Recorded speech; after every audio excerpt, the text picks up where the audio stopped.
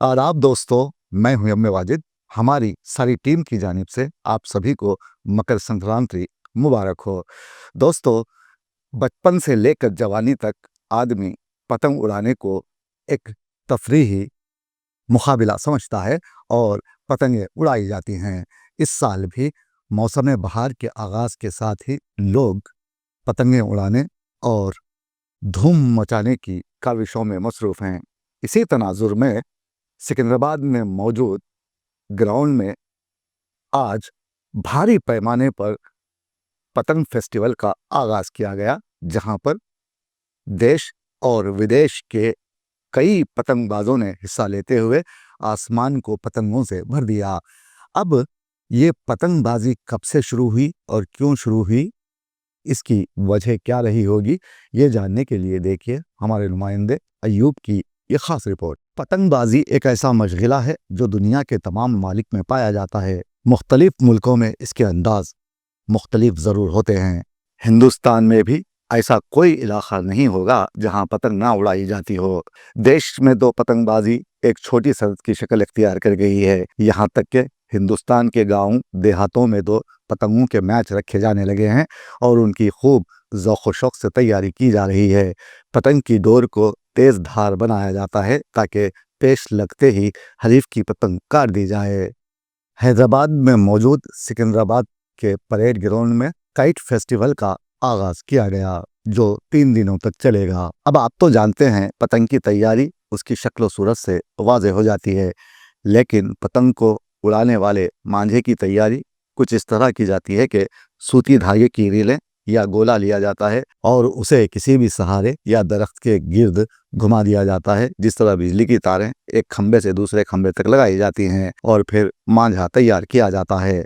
तारीख़ आलम में पतंग उड़ाने का अव्वलीन तहरीरी हवाला सन 200 क़ब्ल मसीह में मिलता है, जब चीन में सिपा सालार बानसिंग ने दुश्मन के एक शहर के बाहर पड़ाव डाल रखा था, लेकिन वो बराह रास्त हमले का खतरा मोल लेने के बजाय एक सुरंग खोदकर शहर में दाखिल होना चाहता था। लेकिन उसे ये अंदाज़ा नहीं हो रहा था कि सुरंग कितनी लंबी खोदनी पड़ेगी, इसलिए उसने पड़ाव के मुकाम से शहर की फसील तक का फासला नापने की ठानी। लेकिन उसने देखा कि हवा उसी सिमत चल रही है जहां वो सुरंग के ज़रिए हमलावर होना चाहता है, और वो ये देख रहा था कि इसके पड़ाव वाले इलाके से उस जानिब हवा के सा कागज़ उड़ते जाते हैं। बस ये देखकर उसने एक कागज़ लिया और उसमें एक दरख्त के चंद तिनके बांध दिए ताकि उसे हवा का दबाव हासिल हो सके, जो उसके उड़ने में मददगार साबित हो, और फिर एक लंबे धागे की मदद से उसे उड़ाया। जब वो कागज़ मतलूबा मुकाम तक पहुंच गया तो उसे नाप कर वापस खींच लिया और डोर को नाप कर फासला मालूम कर लिया। यही दुनिया की पहली पतंग थी जो एक जंगी मकसद हासिल करने के लिए उड़ाई गई थी। फिर कदीम चीन में पतंग साजी फौजी इस्तेमाल के लिए की जाने लगी, जिसमें फौज का जासूसी काम भी था। अपने ही फौजियों को एक पड़ाव से दूसरे पड़ाव तक पैगाम रसानी और अपने साथियों को अपनी पोजीशन बताने के लिए पतंगें उड़ाई गईं, और हैरान कुन बात यह है कि छोटे हथियार तक एक जगह से दूसरी जगह इन पतंगों से पहुंचाए गए। फिर उसके बाद चीन से पतंग साजी का ये फन कोरिया पहुंचा। वहां भी एक जनरल की कहानी मिलती है जिसकी फौज ने आसमान पर एक तारा टूटते देखा और उसे बुरा शुगुन समझकर मैदान जंग से मुंह मोड़ लिया। जर्नैल ने अपनी फौज का वहम दूर करने के लिए सिपाहियों को बहुत समझाया बुझाया, लेकिन वो नहीं माने। आखिर जर्नैल ने एक तरकीब सोची। उसने एक बड़ी सी स्याह पतंग तैयार की और उसकी दुम से एक शोला बांधकर रात के अंधेरे में उसे उड़ाया, तो फौज को यकीन आ गया कि आसमान से जो तारा टूटा था वो वापस आसमान की तरफ लौट गया है।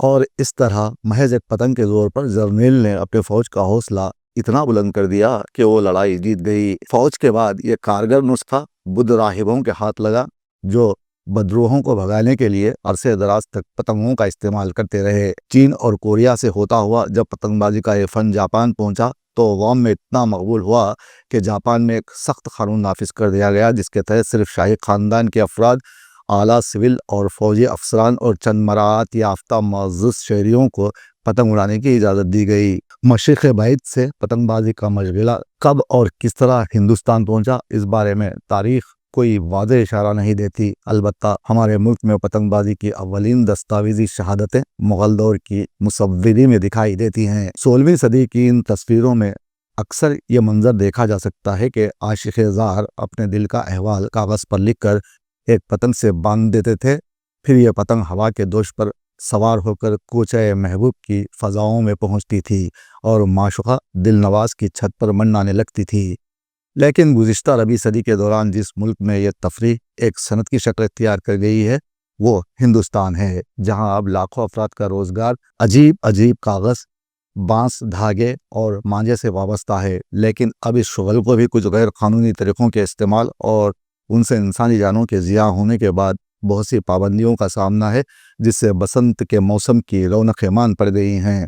حیدرآباد کے سکندرآباد میں عالمی پتنگ میلہ منعقد کیا گیا، جس میں دنیا بھر سے پتنگ بازی کے شوقین حضرات نے شرکت کر کے اپنے فن کا مظاہرہ کیا۔ اسی عالمی پتنگ میلے کے حوالے سے جب ہم نے ایک چینی دوست سے بات چیت کی اور دوران چینیوں کے پتنگ کے بارے میں حیران کن اور دلچسپ عقائد جاننے کا ہمیں موقع ملا کہ چینیوں کا عقیدہ ہے کہ پتنگ جتنی اونچی اڑے گی آپ کی پریشانیاں آپ سے اتنی ہی دور ہو جائیں گی۔ کسی کی چھت پر کٹی پتنگ گر جائے تو اسے بدشگونی سمجھا جاتا ہے اور اس پتنگ کو پھاڑ کر جلا دیا جاتا ہے۔ بسنت میلہ ایک موسمی میلہ ہے جو عرصے دراز سے حیدرآباد میں کھیلا جاتا رہا ہے۔ حیدرآبادی اسے بسنت پنچمی بھی کہتے ہیں۔ یہ تہوار 13 جنوری سے 15 جنوری تک منایا جاتا ہے۔ اسی کے پیش نظر سکندرآباد میں طرح طرح کی عجیب عجیب پتنگوں کو اڑایا جا رہا ہے۔ کوئی بھالو اڑا رہا ہے، کوئی چیتا اڑا رہا ہے، کوئی سپر مین اڑا رہا ہے، تو کوئی صرف پتنگ اڑا رہا ہے۔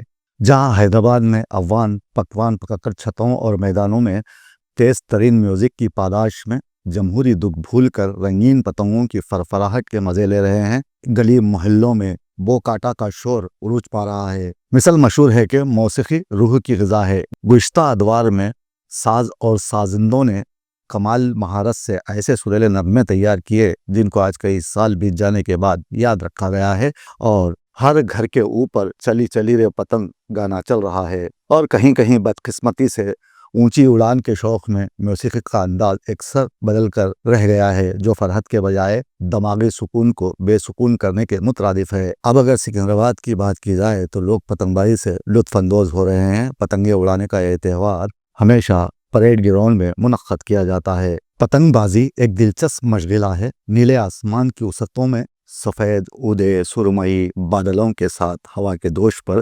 اٹکیلیاں کرتی رنگ برنگی پتنگیں سب کی توجہ اپنی جانب مبذول کر لیتی ہیں۔ سکندرآباد کا یہ پریڈ گراؤنڈ بھی، جہاں اگر آپ ٹہر کر دیکھیں گے تو آسمان پر اڑتی پتنگیں آپ کو محظوظ ضرور کریں گی۔